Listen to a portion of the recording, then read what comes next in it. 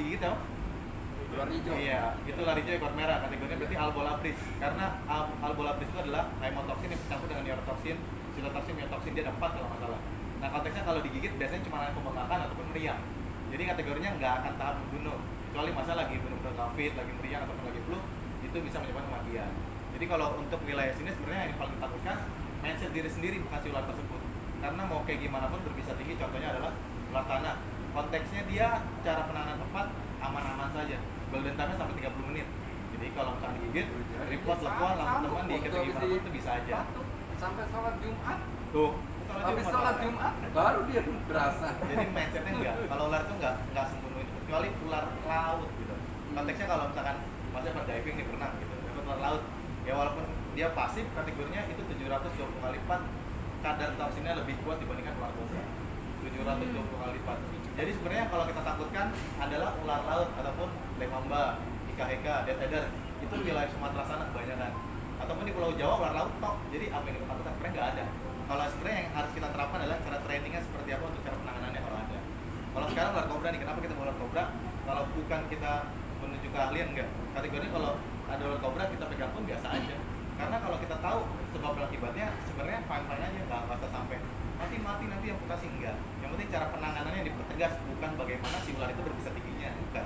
Jadi kalau menurut saya cara penanganannya handlingnya kayak gimana, kalau misalkan aman-aman aja ya udah sebenarnya nggak usah pusing kalau menurut saya sih gitu. Cuman yang ditakutkan adalah gimana caranya kalau ada ular ditangkap biar nggak masuk ruang produksi gitu doang. Gitu, jadi macam. Sip, lanjut Mas Andi. Jadi kalau menurut saya langsung praktek aja kali ya. Praktek aja. Iya, langsung praktek aja. Cuma sharing juga nih kalau masalah mata ular. Kalau menurut saya kalau mata ular itu warnanya hitam dan abu-abu. Jadi kenapa kalau kita bahasa kasar pada ular dia teriak sekencang apapun dia nggak punya daun telinga nih untuk menangkap gelombang. Dia hanya menangkap getaran saja. Jadi kalau ada ular untuk ibu-ibu, untuk ibu, kakak ataupun masnya, jadi kalau ada ular kita diam aja standby. Paling suara dipencet. Mas, tolong ada ular gitu. Karena mau kita nggak boleh gerak. jangan gitu. gerak, diam aja. Nanti saya diam aja tenang. Kalau kita tenang dia diam aja. Karena bagi bagian pokok ular ini dia detektor lah orang bilang. Berarti sama dia sama binyawak ya. Sini kan banyaknya binyawak. Oh berbeda kalau binyawak. Kebetulan saya main reptil juga jadinya. Kalau binyawak itu berbeda. Kalau binyawak lebih konteksnya adalah matanya lebih tajam dia. Dari sekian ratus meter mata sudah kelihatan. Jadi makanya kalau kita nyari biawak, paling beruntung dia lagi nyebur ke air baru ketangkep. Coba kalau di darat, boro-boro ketemu. Paling mentoknya dia masuk ke lubang. Kalau di halaman luas lari terus. Dia lebih pintar. Intelektual keluarga biawak itu lebih pintar dibandingkan ular. Gitu. Dari segi otaknya. Jadi kalau si baik lagi ke ular. Ular itu matanya putih dan abu-abu. Jadi jangan salah persepsi. Ini orangnya ganteng, ini orangnya jelek gitu. Ini bentuk tikusnya kok aneh ya enggak. Karena mereka hanya melihat bayangan dan pergerakan. Jadi kalau kita lagi nge-handling ular apapun itu tenangnya santai.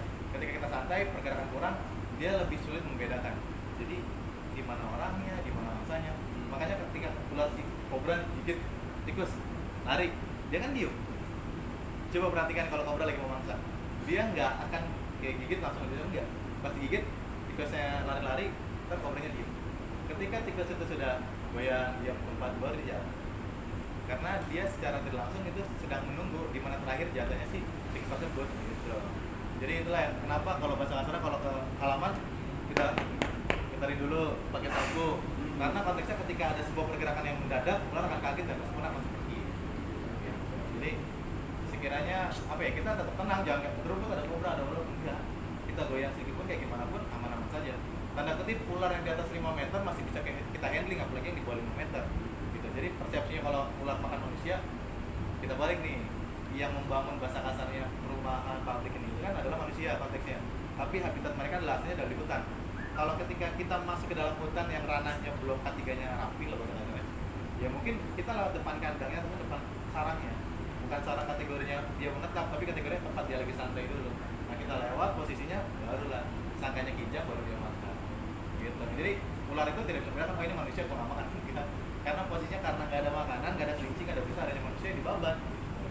Jadi persepsinya sebenarnya mereka tuh apa ya? Mereka tuh sebenarnya adalah hewan-hewan yang taunya hanya getaran, mangsa makan, itu kelar istirahat. Karena ular bisa bertahan makan sampai 1 tahun ada.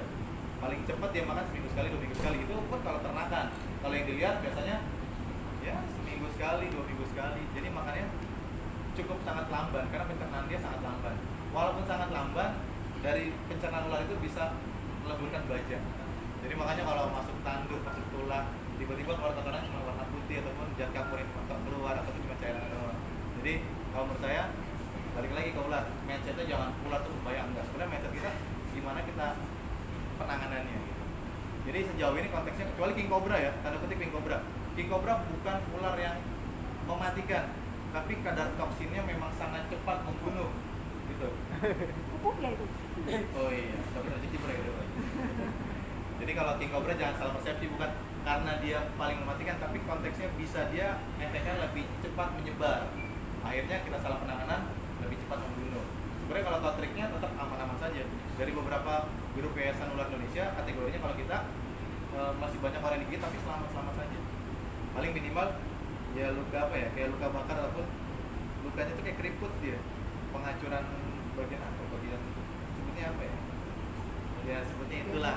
Makanya kulit ini ya. Kulitnya itu jadi kayak kebakar, nyusut.